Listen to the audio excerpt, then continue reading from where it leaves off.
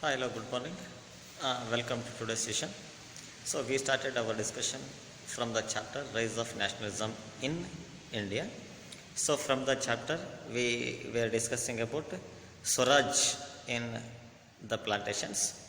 So, here the plantation workers they believed that Swaraj for them it is meant that moving freely without any restrictions.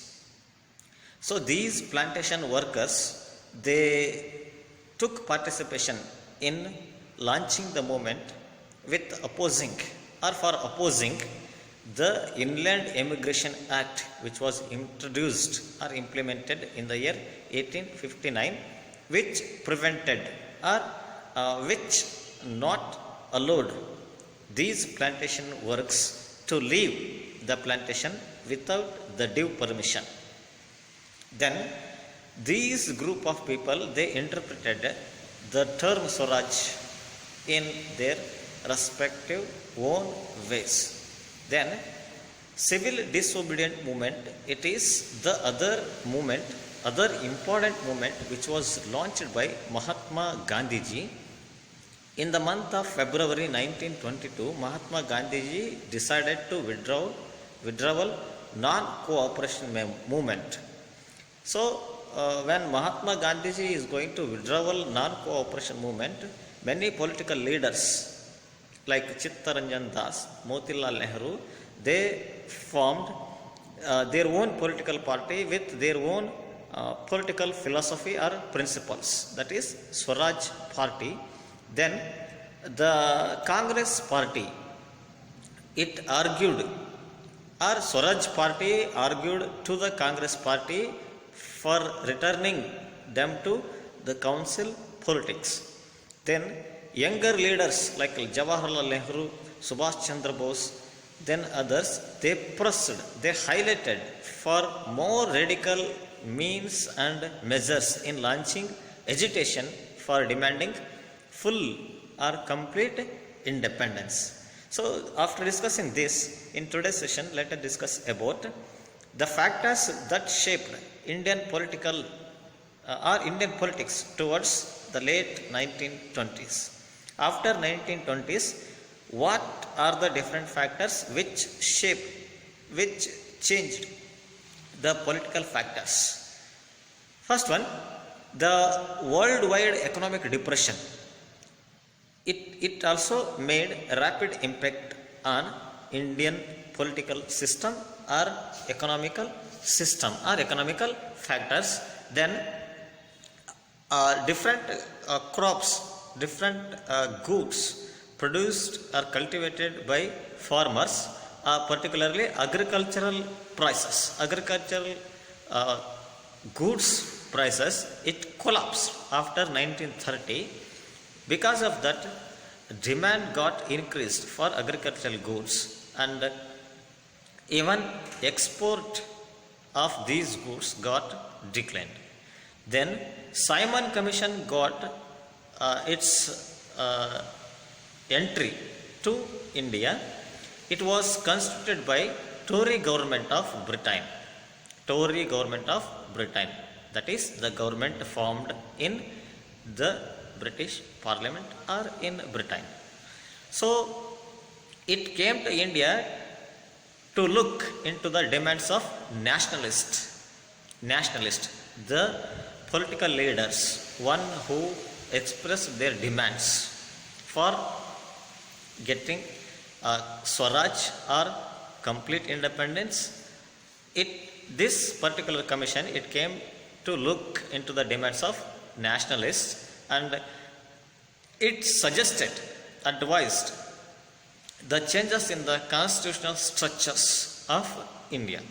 So this Simon Commission, it arrived in India in the year 1928. Then most of the political leaders, nationalists and Indian National Congress, they protested against Simon Commission because the commission, it do not consisted any particular Indian member in discussing the constitutional structures of India. So in the month of December 1929, opposing, arguing, rejecting the Simon Commission. So under the leadership of presidency of Jawaharlal Nehru, the Lahore session of Congress, it formalized, it finally decided to demand or to fight for Purna Swaraj or complete independence. Then the Salt March or the Civil Disobedient Movement. So in the previous session, Civil Disobedient Movement, I not explained much detail. So because again here in this particular concept, we are discussing the same. So Civil Disobedient Movement or Salt March or Dandi March, it is the movement or it is the march launched by Gandhiji. So Gandhiji chose salt. It is the medium, means that could unite, bind, bond the nation, as it is used, consumed by all the different sections of the society. So Gandhiji thought, believed and used salt as the medium or means that could bind, that could unite the nation, as it is consumed by all the different sections of the people in the same society. So Salt March or Dandi March, it was started or it was begun on 12th March 1930 with the leadership of or under the leadership of Mahatma Gandhiji along with his followers. On 6th April 1930, Gandhiji reached Dandi, a village in Gujarat.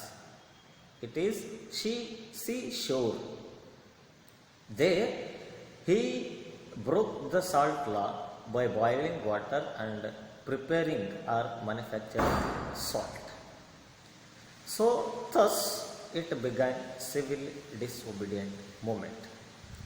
So Civil Disobedient Movement launched by Gandhiji, it was extremely different from non-cooperation movement, as people now asked not only for refusing, arguing, cooperation, but also breaking the colonial laws. In non-cooperation movement, people only took participation in movement, agitation, fights with not giving any due cooperation or support. Here, without giving cooperation, without any accepting colonial laws or policies, now people started to break the laws, and also people started to refuse the kind of cooperation that they were given earlier in the non-cooperation movement. So I repeat, Dandi March or Salt March, it is one of the important concepts where different questions may arise. So Gandhiji, he selected or chose salt as the medium that could unite, that could bond the nation, as it is consumed by all the different sections of the people in the society. So this Dandi March, it was begun, started on 12th March 1930. So Gandhiji along with his followers, they started their march from Sabarmati Ashram, and finally on 6th April 1930 they were reaching a small village on the seashore of Gujarat, Dandi. There they broke the salt law by boiling water and preparing or manufacturing the salt. So civil disobedience, it was extremely different from non-cooperation movement. So where people now, they not only took participation with asking for refusing their cooperation, now they also took part without giving cooperation and also with breaking the colonial laws and policies. So with this, let us end today's session and let us begin the other part of the chapter in tomorrow's session. Until then, take care of yourself, stay at home, stay safe. Thank you one and all.